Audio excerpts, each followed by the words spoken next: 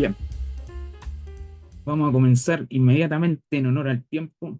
Entonces, lo primero, algunos comerciales, como ya había dicho Jorge, les invito a poder mirar el canal de YouTube y no solamente para promocionarlo, sino que es para que vean un poco los resultados de lo que voy a presentar el día de hoy con respecto a los cambios normativos y la historia y las propuestas que se generaron en todos estos años de investigación, ¿ya? Porque lo que les traigo acá es el resultado final.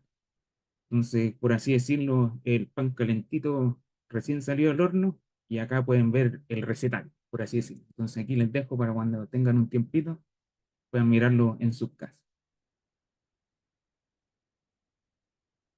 ¿Qué es lo que nos trae la norma? ¿Ya? Si bien se había trabajado en una actualización de la norma con respecto a la madera contralaminada, esta todavía sigue en trabajo actualmente y por lo tanto la metodología de diseño, la extensión admisible y parte de la fabricación aún está en trabajo y va a venir en futuras versiones de la norma 1198. Y lo que es el cálculo de resistencia al fuego, ya se acordó en el comité de la NSH 1198 dejarlo como una normativa aparte. Y por lo tanto, esa se está trabajando actualmente en el INN como la NSH 3808. Estas dos normas se van a complementar en el futuro con la 1198. Con respecto a la norma 1198 antigua, esto es para darle un poco de contexto de cuáles eran las brechas propiamente tal que tenía esa norma. Era lo siguiente. Por ejemplo, si nosotros miramos la norma 1198 antigua, teníamos las propiedades mecánicas, teníamos cómo evaluar las vigas, ¿ya? Tanto de madera cerrada como madera laminada, el diseño de columnas o pie derecho, en el caso del sistema plataforma, tenemos el capítulo uniones, y qué es lo que pasaba con respecto al diseño de muros y diseño de diafragma. Ahí es donde había una brecha que resolver. Por lo tanto, si bien la norma tenía todos estos tópicos como elementos por separado, faltaba la unificación para elementos completos, en este caso muros y diafragma. Por lo tanto, si teníamos un requerimiento de diseño sísmico o un diseño con respecto a la normativa del viento, que son de cargas laterales, teníamos cómo resolver el tema de los elementos por separado, pero estábamos al debe con respecto a muros y diafragma. Entonces, ¿qué es lo que se acordó ya con toda esta investigación que se hizo en años anteriores, a partir del año 2016, 2019? Fue justamente adoptar la norma americana, que es la norma SDPWS, en donde se adaptan los parámetros de diseño que tiene esta norma para poder ser incluidas en la norma 1198. Con respecto al diseño sísmico, aquí me voy a tener un poquito para analizar qué es lo que dice la norma NSH 4D3, que es donde se aplica más el sistema de plataforma, porque es para edificaciones, llámese viviendas o edificios. Y aquí me gustaría hacer un pie porque tenemos algunas brechas que resolver también en la NSH 4D3, con respecto al factor de modificación de la respuesta. Este R que se refleja acá en esta tablita, ya que refleja un poco la disipación de energía y el comportamiento del sistema estructural con respecto al material que se está utilizando. Entonces, la norma globaliza el sistema estructural como muro y sistema arrastrado de madera en 5,5. Y eso es una restricción que tiene el sistema plataforma porque a través del estudio que se hizo, ¿ya? Se pueden llegar a Rs un poco mayores, hasta 6,5. Y el otro tema importante que restringe mucho el diseño de los edificios, básicamente, que se pueden hacer con el sistema plataforma, es el tema del drift, ya que esta deformación que tienen los entrepisos, que hablamos de un 2 por 1000, ya que es súper restrictivo para este tipo de sistema constructivo, donde la deformación puede llegar fácilmente al 4 por 1000. Y otra cosa, se me adelantó ahí.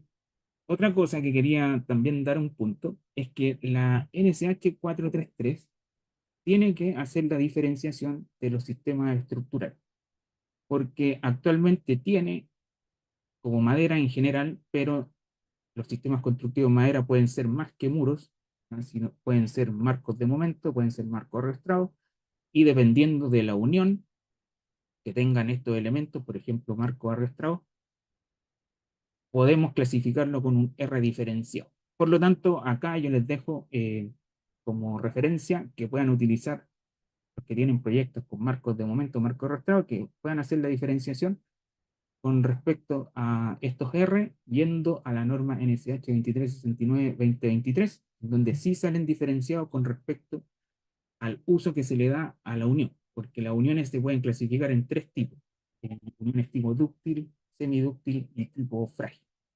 Entonces, todo eso tiene un R diferencial. Eso como dato. Ahora, ¿cuáles son los cambios normativos de la 1198? En lo que les comentaba anteriormente, la adaptación de esta norma SDPWS, ahora no fue una copia literal, ¿ya? Sino que fue una adaptación, porque como les comentaba al principio, hubo toda una campaña experimental detrás, donde se evaluaron muros, se evaluaron las piezas de madera de pino radiata, las placas de OSB, las uniones entre clavos, OSB, pies derechos, etcétera, etcétera.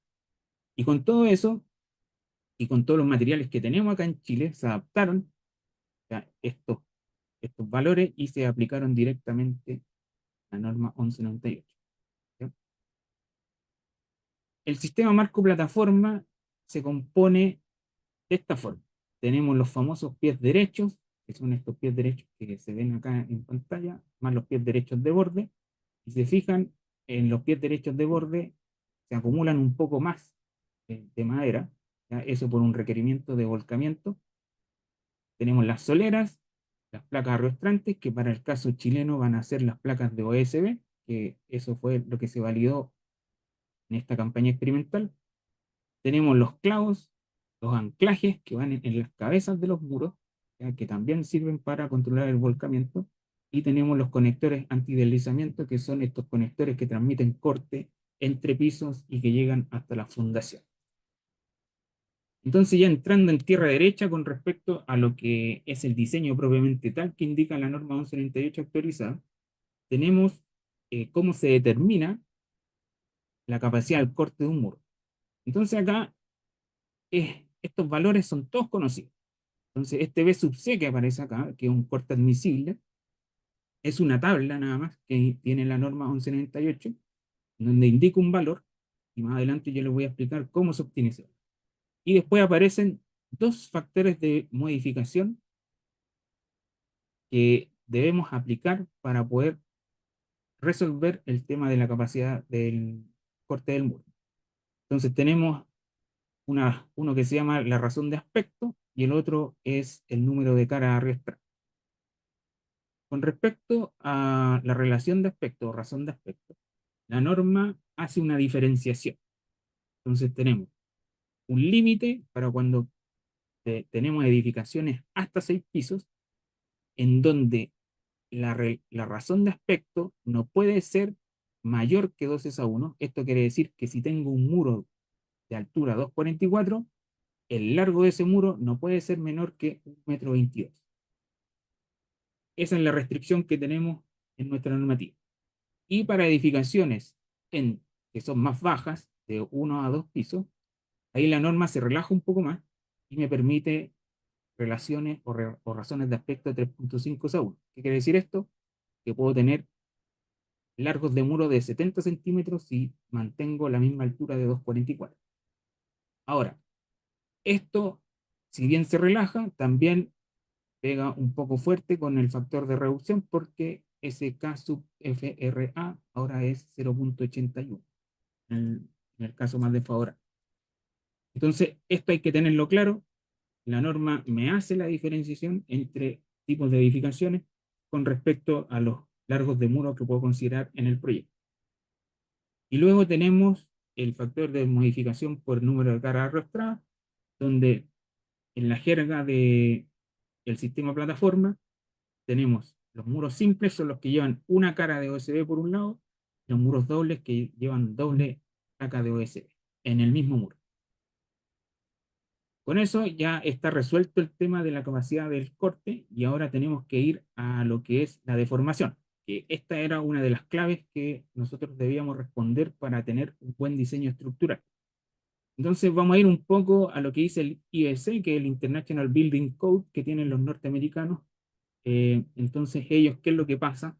Tienen, para poder calcular la deformación lateral, debemos ver qué es lo que aportan los pies derechos de borde, cuál es el aporte de la placa, cuál es el aporte de la deformación entre la unión del clavo, la placa y los pies derechos, y cuál es el aporte que tienen los anclajes.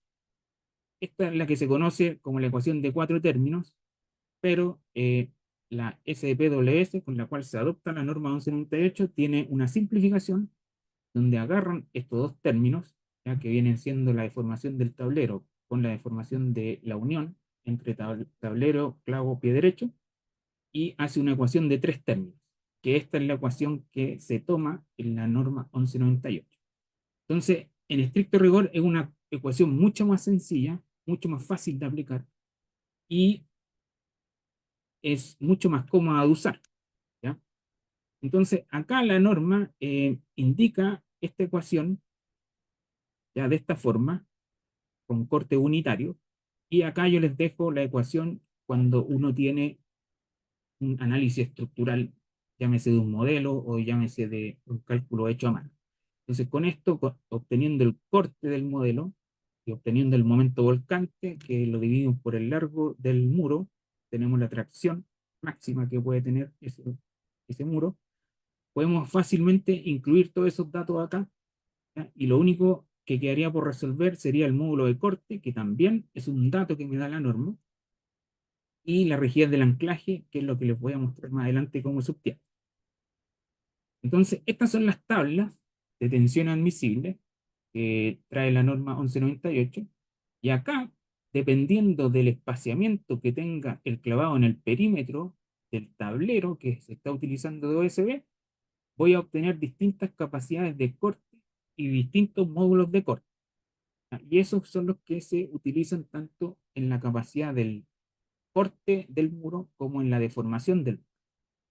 Y la norma hace una diferenciación en cuanto a edificaciones de 1 o 2 pisos, me permite usar un OSB de 9,5 milímetros y para edificaciones hasta 6 pisos tengo que utilizar OSB de 11,1 milímetros. Después tenemos el tema de los diámetros de los clavos, ya que anda entre clavos de 2,5 y 3 pulgadas. ¿Ya? Y con eso voy obteniendo todos los parámetros necesarios para poder calcular fácilmente lo que son de la capacidad del corte como las deformaciones laterales de los muros. Y esto era justamente la brecha que se resuelve con la adaptación de la SPWS, la 1198. ¿Ya? Datos que antiguamente no se podían obtener con la norma. Ahora sí se van a poder obtener fácilmente. Con respecto a los tipos de anclajes, ya acá rápidamente les voy a mostrar cómo se comporta un muro ya en altura o media altura. Entonces, acá los monos están un poco exagerados para que se entienda la idea. Entonces, tenemos dos tipos de anclaje que son los principales que se utilizan para el sistema de plataforma. Los primeros se llaman los tipos hold down, ya que son pernos que van entre pisos, que van tomando las tracciones que se van generando en el muro cuando se va volcando. Y la otra solución, que es una muy buena solución de ingeniería, es el anclaje tipo ATS, que es un perno que va desde la fundación hasta el último piso, con el cual también voy tomando la tracción de el volcante que se genera a través de las cargas laterales. Ahora, ¿cuándo se utiliza uno y otro? Depende de las solicitaciones que tengan los muros. Entonces, hay otro tipo de soluciones de anclaje mucho más baratas, ¿ya? Dependiendo de la cantidad de carga que tenga el muro, que son estas placas de acero. Después tenemos los típicos, que son los hold downs, y después tenemos para grandes cargas los ATS. Entonces, haciendo un ejemplo así muy rápido de cómo obtener la rigidez de un un anclaje, vamos a depender mucho del catálogo que tenga cada proveedor. En este caso, por ejemplo, el catálogo Simpson de Strongtie, que es auspiciador de la IC, es súper sencillo obtener la rigidez de los anclajes porque tienen un catálogo muy bueno, ya tienen mucha experiencia con respecto a anclajes para estructuras de madera. Entonces, si tenemos unos pies derechos de borde de muro, que son los famosos 2x4, 41x90, dicho en milímetros, puedo ir fácilmente a las capacidades en tracción y la deformación admisible máxima que puedo obtener a través de ese anclaje hold down, y puedo obtener fácilmente la rigidez de ese anclaje. ¿Ya? Si se fijan, el numerito es 4190. En cambio, si utilizo el anclaje tipo ATS, como por ejemplo para un perno de 1 1/4, ya que este es un perno, podría decirse normal para un edificio de 6 pisos, zona sísmica 3, acá en Chile, y dependiendo de la calidad del acero, ya que maneja Simpson, que Simpson tiene de pernos tradicionales A36 hasta pernos de mayor resistencia como A105, podemos calcular esa capacidad en tracción y podemos llegar a tracciones de 25 toneladas y rigideces de 48.000 kilogramos centímetros. ¿Ya? O sea, estamos hablando más de 10 veces de lo que podemos alcanzar con un hold. Entonces, todo esto, podemos hacer un resumen de que los hold down, ¿ya?, son muy eficientes, pero están restringidos la capacidad de carga que tenga el muro. Y cuando tenemos mucho más solicitaciones, en este caso ya edificios que están en zona 3 para Chile, ya, llámese suelo D, suelo E, ahí necesariamente vamos a tener que utilizar estos tipos de anclaje ATS, donde las tracciones son mucho más grandes y donde las rigideces son mucho más grandes. Por lo tanto, vamos a poder controlar eficientemente el tema de la deformación lateral y por lo tanto el drift que nos exige la norma NSH 423 o 2369, cualquiera de los dos casos. Ignacio, Pero, sí, nos quedan 4 minutos. ya, la voy a ir más rápido.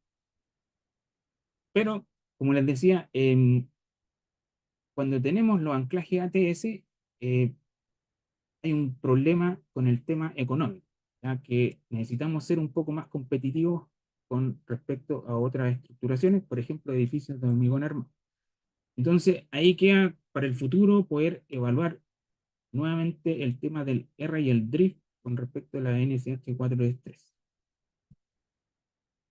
Y esto es lo que se ha visto muchas veces en proyectos acá en Chile de viviendas, por ejemplo, en donde siempre se ha utilizado este fierro estriado, este fierro estriado que no tiene ningún sustento técnico.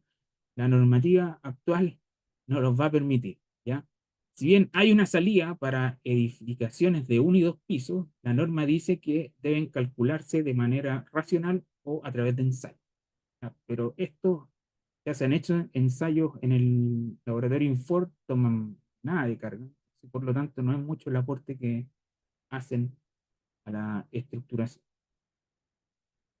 Los métodos de diseño son que adopta la norma con respecto a la SDPWS son dos, ¿ya? A pesar de que la SDPWS tiene tres tipos de método de diseño, ¿ya? El muro segmentado es el que se aplica para edificaciones hasta 6 pisos. ¿Qué quiere decir esto? Que tomamos el muro completo y debe tener anclajes siempre en la cabeza de los muros, debe tener los conectores que transmiten corte, y esa es la consideración general para este tipo de diseño con muros segmentados. Luego tenemos el tema de los muros perforados, que para efectos de cálculo es básicamente utilizar el mismo criterio que los muros segmentados, pero hay que aplicar un factor de ajuste que depende de las perforaciones que tienen eh, estos vanos, llámese puerta o ventana, y con eso se puede determinar fácilmente también la capacidad de corte y la deformación. Ahora, la restricción que tiene la norma 1198 es que se aplica hasta edificaciones de 2 pisos. Y el método de transferencia de fuerza lo dejo aquí para que sepan que existe, ya, pero la norma SDPWS no tiene una guía específica para aplicar este método y existen muchos otros enfoques de análisis racional que tienen en la literatura técnica los norteamericanos con diferentes autores ya que se pueden aplicar. Pero esta no se adopta en la NSH 1198. Con esto ya vamos a ir terminando. Tenemos el anexo W con respecto a los diafragmas de piso. Y aquí voy a ir directo al grano. Ya los diafragmas de piso deben ser calculados con la norma SDPWS y el ASC7. ¿ya? Entonces, la norma SDPWS trae tabuladas ya las capacidades también de los diafragmas, dependiendo de cómo estén dispuestos en el piso. Y es básicamente la misma idea que un muro, pero para los diafragmas.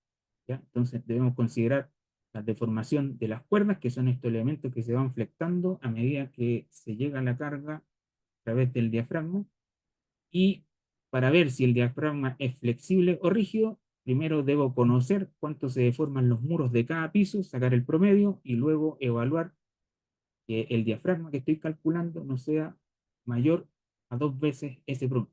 Entonces, si es mayor a ese promedio, clasifica como flexible, y si es menor, clasifica como rígido. Eso va a grandes rasgos. Algunas ayudas para el cálculo les voy a dejar acá.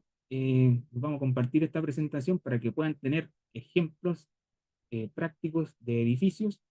Son dos que se realizaron con el INFOR, el Instituto Forestal, el Centro de Innovación en Madera UC. Estos dos manuales son bastante buenos, bastante prácticos y donde pueden sacar más información. También les voy a dejar para los que quieran desarrollar sus proyectos con modelos de elementos finitos. Acá les dejo para que puedan descargar también la metodología que se ocupa ya para poder modelar con ETABS, por ejemplo, ya, aplicando factores para que el muro del software pueda comportarse como un muro sistema plataforma. Acá está la forma de poder calcularlo a mano y también si alguien no quiere hacer eso, puede ir directamente a un software como el C+T, donde sí está la explicación de cómo hacerlo rápidamente evaluando el muro para poder ser aplicado en un elemento finito. El capítulo 8, el control de vibraciones, va a ser también un tema importante, ¿ya? Porque hay que calcular la frecuencia fundamental que depende de la masa y de cómo esté hecho el entrepiso. Entonces, por eso acá les pongo que tengan ojo con el peso de las soluciones, porque para edificaciones donde aumentamos el número de pisos, 4, 5, 6 pisos, ya las soluciones son un poco más pesadas. Estamos hablando de entre 150 y 190 kilos por metro cuadrado. Y eso afecta directamente al cálculo del diseño de los entrepisos. Entonces hay que tener ojo con eso. Y por último, las nuevas especies y la actualización de las tensiones admisibles, ¿ya? Donde tenemos el pino ponderosa, el Eucalyptus nitens, la acacia de albata y el pino oregón con grados estructurales visuales. Todo eso se puede encontrar en el anexo 1. Y con eso dejo mi presentación hasta acá.